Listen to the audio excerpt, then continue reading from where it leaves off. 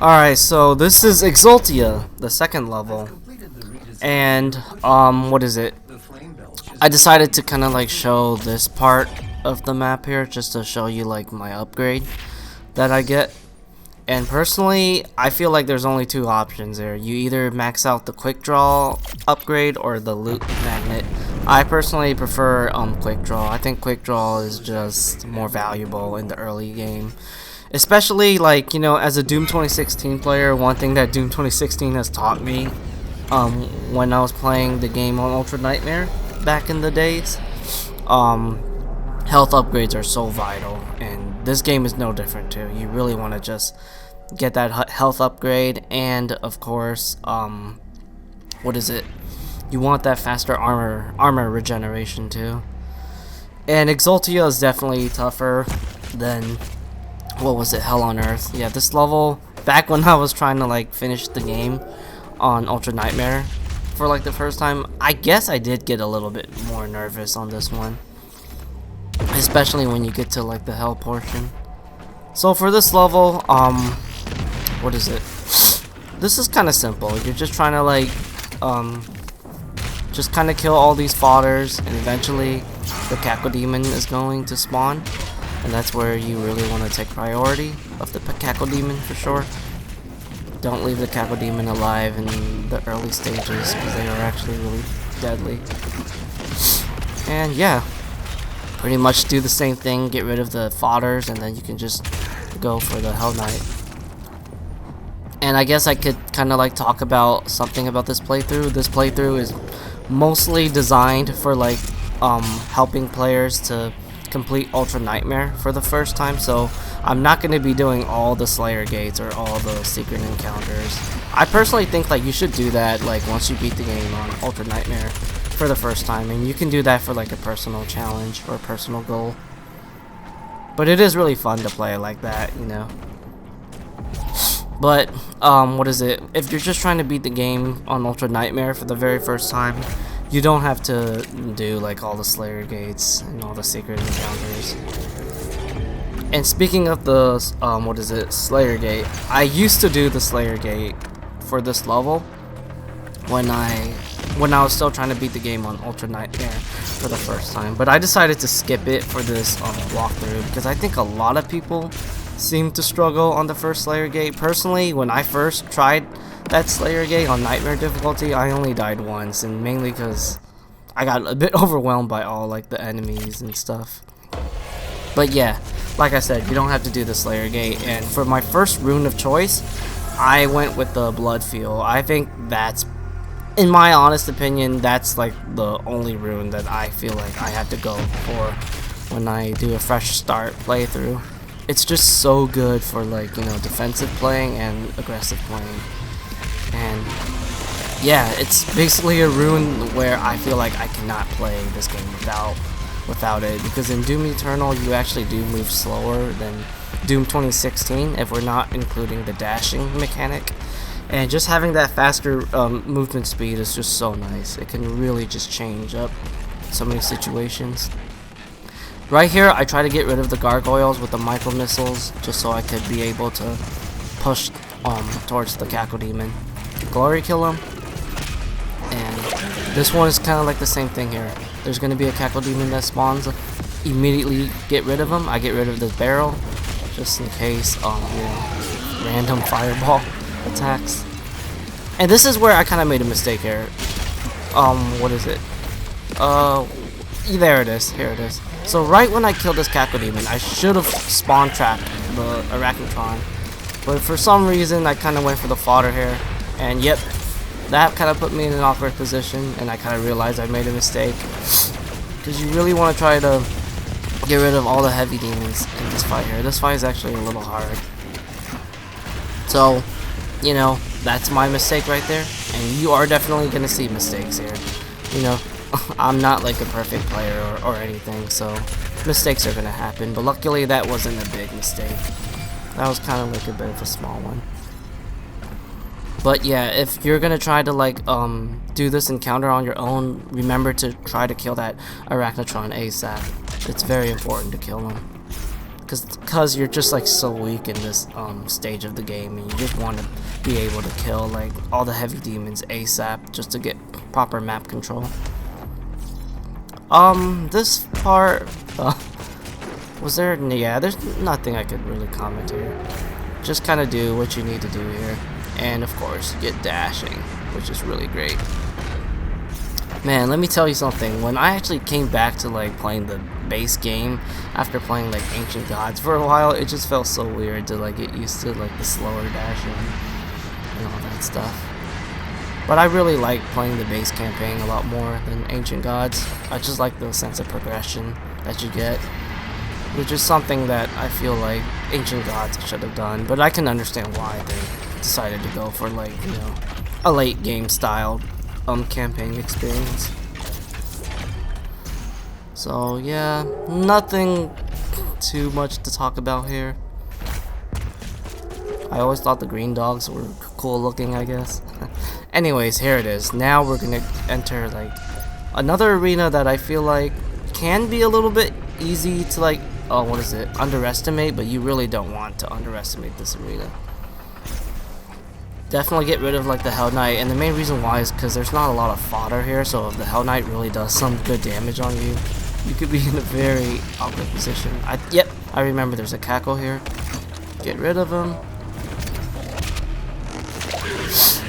And yeah, that speed boost, so good, I absolutely love it. I literally cannot play Doom Eternal without that rune.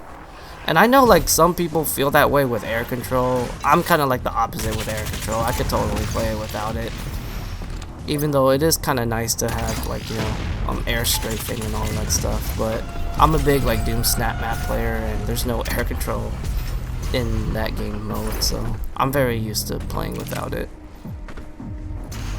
Alright, so what did I do here? Oh yeah, so yeah, I don't do all like the secret encounters in this playthrough, but I really recommend players to do all the secret encounter in Exaltia because they're so easy, and it's just free 2 points. I mean, free 2 weapon points.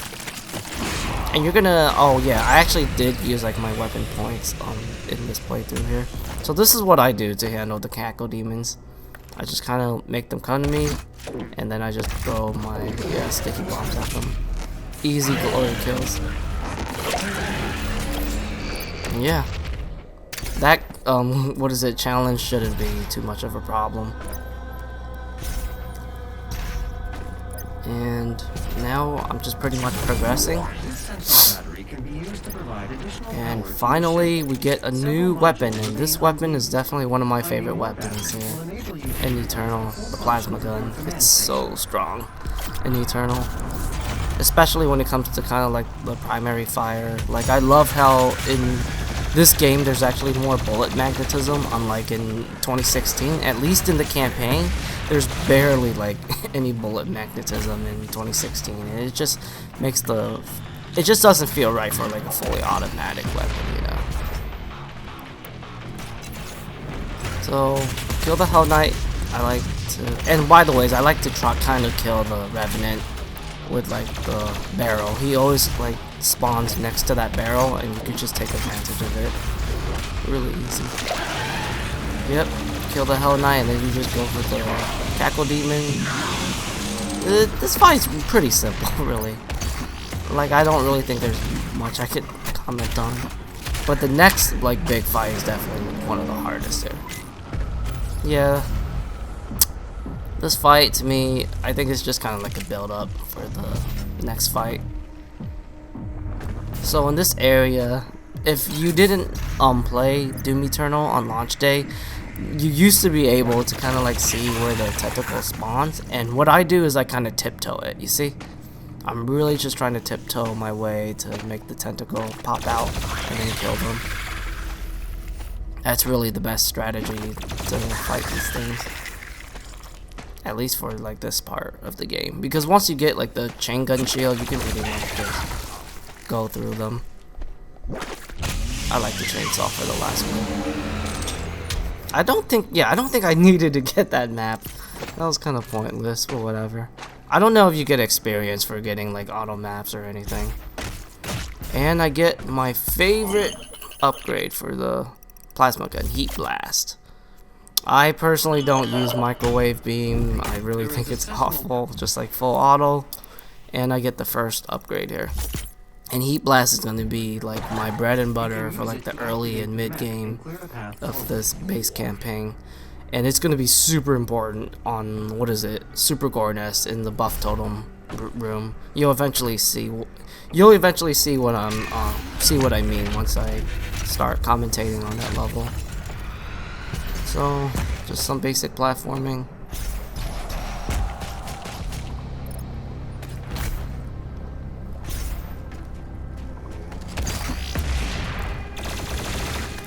So this fight right here, this is one of these fights where I take advantage of the precision bolt. You're gonna eventually see me switch it. There it is. So the precision bolt is by far very key for this fight here. And I think I remember I was watching kind of like people trying to beat like Ultra Nightmare for the first time, and I kind of discovered this strategy. And I eventually took advantage of it because it's so good. I used to like just jump down there and just try to like kill the Arachnotron and like the Revenants as fast as I can and being safe at the same time. But I found out that strategy isn't like the greatest here, but this is so much better.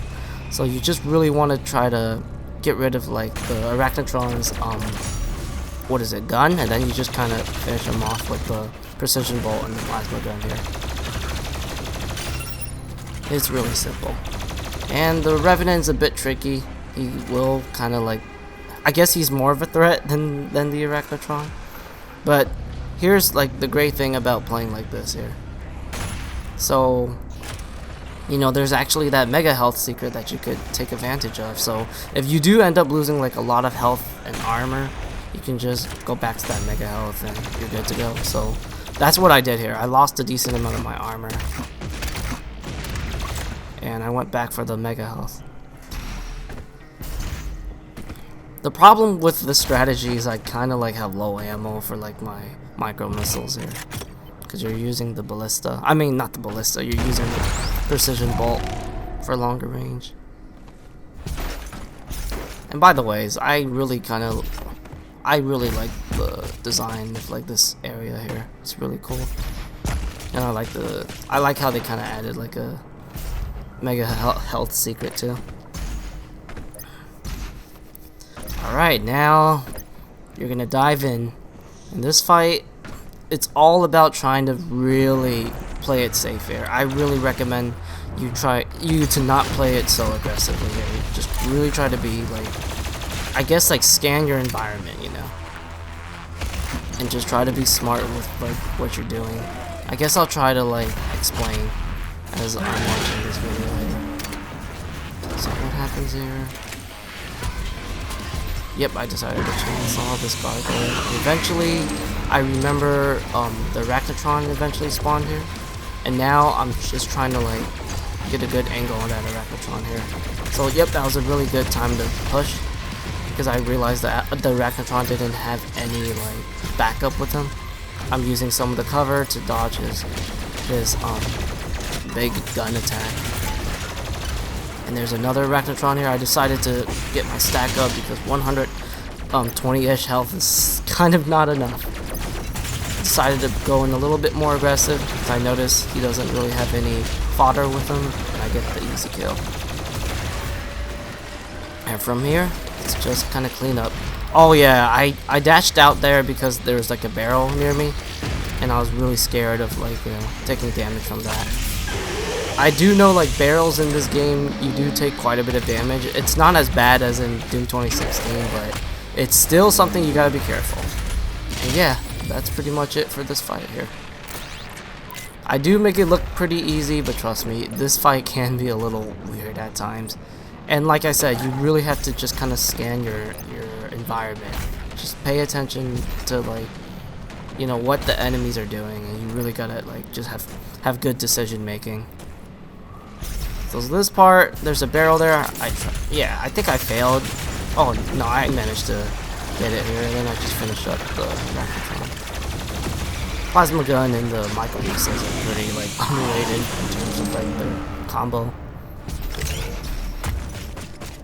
like I said, I really love micro missiles in Eternal. I feel like I'm probably one of the very few people that prefer micro missiles over precision bolt.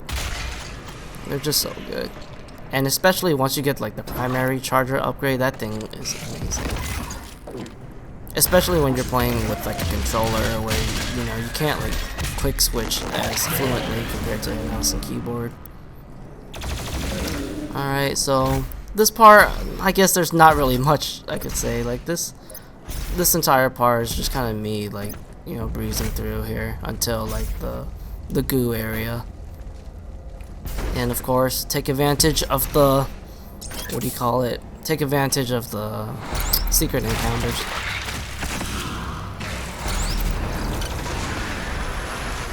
This one is super easy. Oh my god, the also actually ended on me. That sucked. And here's a pro tip: if you're using like a crucible on the pain elemental, make sure he doesn't have any like lost souls with him, because you can actually take a massive amount of damage if there's a lot of lost souls that are near him.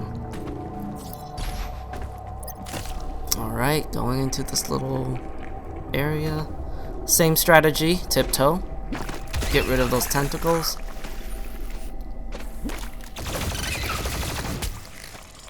Alright, so this part, how can I explain my strategy? Generally, I get rid of these zombies, and then I try to get rid of these possessed soldiers here. Micro missiles or the grenade launcher. Actually, any weapon can really work here. So I remember, I remember I was waiting for this guy, and you can actually skip the purple goo here by doing that jump. I get rid of this fodder, and like always, I gotta get rid of this cacodemon. Just so I have good map control, so I'm in a really good position right now. Cacodemon's dead. Managed to chainsaw for some more ammo. And like I said, the Bloodfield rune is just so good here. Just getting great speed boost.